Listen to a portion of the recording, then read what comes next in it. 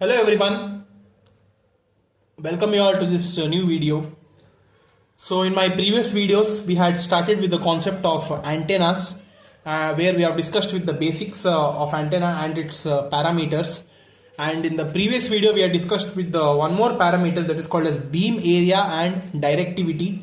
In that we have dealt with the many expressions for directivity and beam area, and at the end of that video I've told you that I'm going to explain the concept of antenna aperture and relationship between antenna aperture and beam area. Okay, so before knowing that relationship you need to be knowing first what do you mean by antenna aperture. Okay, so that's why first I'm starting with the antenna aperture, then I'll go to the relationship. One simple derivation is there. With that derivation we are going to be getting the relation, how those two are related and what is the expression which is getting from that relation. Okay, so that we are going to see in this video. So please like this video first, subscribe to our channel, watch the video till the end, don't skip any part of the video. If you are not understanding anything, please let us know in the comments. Okay, yeah, so let's start with the concept now. Antenna aperture. So this is one simple figure. It is a simple funnel like figure. This is called as the antenna aperture. Okay, this aperture, what it does is basically it provides a surface to the antenna.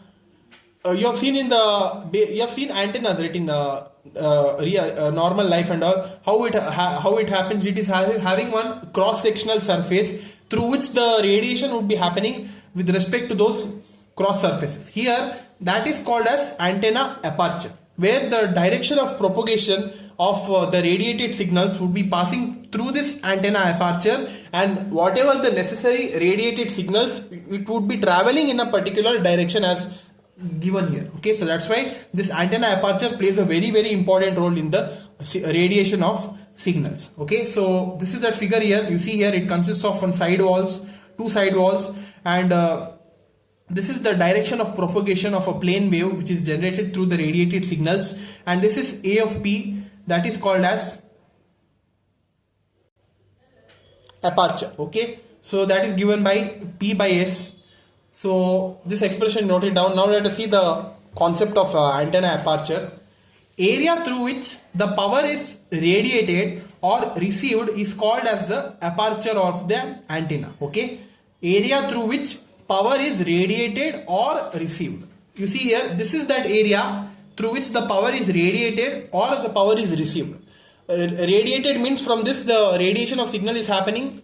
Okay, and also from other antenna, whatever the reception is taking place, that is also done in this antenna aperture only. So consider S to be the power density, that is measured in terms of Weber per meter square, and A of P be the area of an antenna mouth. Okay, this is A of P, the whatever the area which is present, that is the called as A of P, that is the area of an antenna mouth.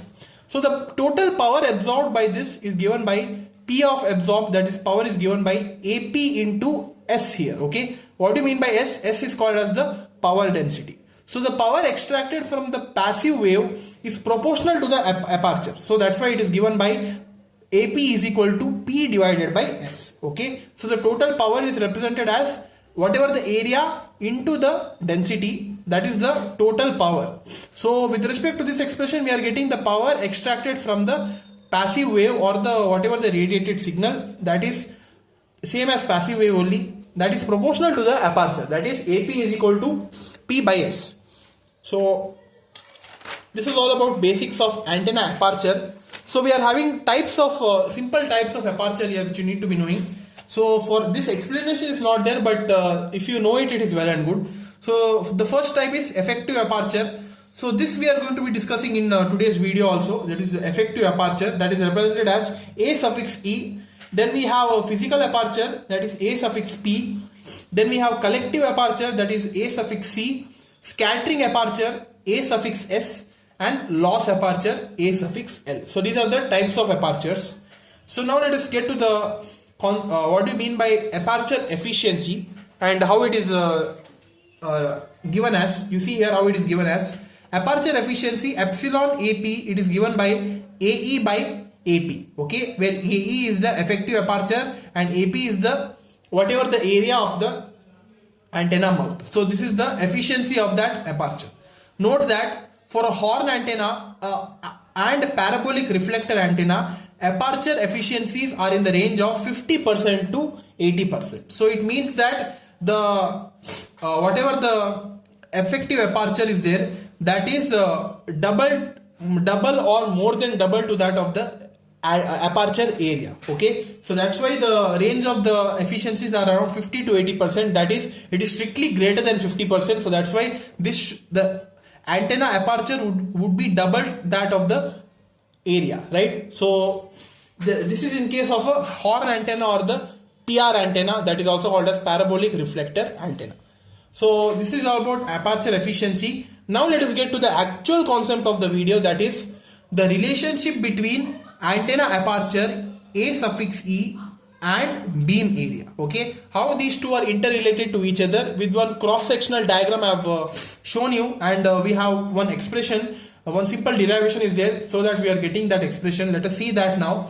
So first see this figure. This figure is showing the radiation over the beam area omega A from the aperture AE. Okay, so you see here, this is that aperture, or this complete area is called as the area of that aperture, and this is the antenna aperture. I have not drawn the full figure because this is one cross-sectional view. Consider this to be the mouth of that aperture, and this is the radiation which is taking place in both the direction, causing one area to be formed in between. That area is called as beam area with respect to the radiation taking place, and it is meeting at a point, and that point is generating the electric field that is called as EA. Okay, that is also called as uniform electric field, and whatever the far uniform field which is generated by the radiated signals, that is called as E suffix R, or the far field, okay, at distance R. Okay, so this is the figure. Now consider electric field E suffix R at a large distance R. Okay, now the radiated power is given by P is equal to EA magnitude square, EA square into AE divided by Z0. Okay, where here Z0 is not the characteristic impedance. In this case, with respect to the radiation, it is called as intrinsic impedance. Okay, it is not for the free space. Remember that intrinsic impedance of the free space is equal to 377 ohms. Okay, but this is not a free space here. Why? Because we have considered the two signals. With respect to that, a beam area is generated. Okay, so it is moving in a particular direction, it is not moving in free space. So that's why we cannot be considering the free space impedance. So that's why you should be considering only one normal value, that is intrinsic impedance. And EA is the uniform field over the aperture. Now assuming the uniform field or the far field ER in a far field at distance R. So with respect to that, what the power radiated is given by, you see here. So power radiated is given by P is equal to, this is with respect to the far field. Whatever this equation we have written, that is with respect to the uniform field which is which is present in this area which is in the effective aperture. Okay, so you see here the power radiated from the far field is given by P is equal to ER square divided by Z0 into R square into omega A. Okay, so name this as equation 2. Now nothing much to do. Whatever the power radiated with respect to the uniform field and far field, just equate it. That is equating equation 1 and 2. What we get, you see here, for far field it is given by ER square by Z0 R square omega A, that is equal to EA square by Z0 into AE. So here Z0 gets cancelled. So we are left with ER square, and this EA square you bring it to other side, it would be ER square divided by magnitude of EA square is equal to AE divided by R square omega A. So name this as equation 3 here. So we know that ER by EA, that is the far field divided by uniform field, is given by AE divided by R lambda, where lambda is one factor or the length, or we could be considering it as a wavelength also. It is not wrong.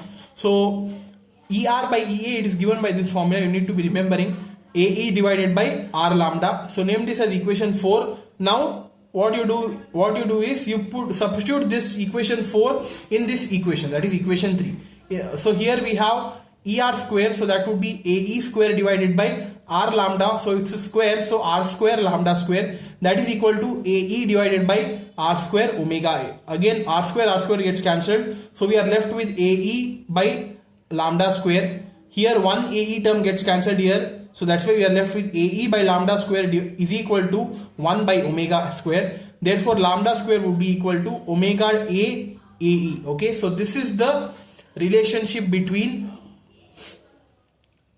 beam area and effective aperture of an antenna with respect to aperture. One cross-sectional aperture view we have considered where the radiation is taking place.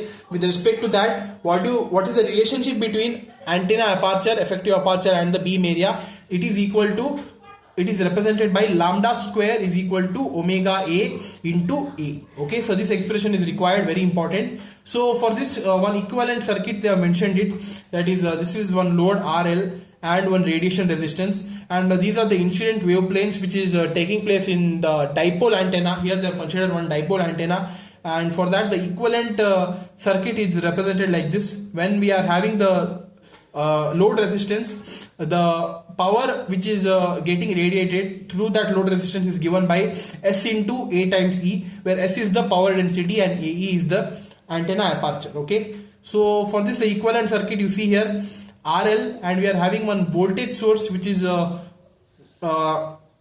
replaced by the dipole antenna. It is getting replaced by a incident voltage source, variable source, and it is given in series with the radiation resistance. Okay, so this is the radiation resistance R suffix R, and this is the load resistance. So at this point you could be simply writing that RL is equal to RR. Okay, that is in case of dipole antenna only. This is the equivalent circuit you need to be knowing. So this was all about the relationship between beam area and effective aperture. So hope you understood this concept. This is very important, and please note this down. This derivation they might be asking for 6 to 7 marks. What is the relationship between effective aperture and beam area with respect to this cross-sectional figure? First you draw the figure, then all the equations which I have highlighted, mention that, equate the powers radiated with respect to the uniform field and far field, and get the expression for the relationship. Okay, so that's all for the video guys. Hope you understood something from this video. Like this video, subscribe to our channel, keep supporting us. Thank you.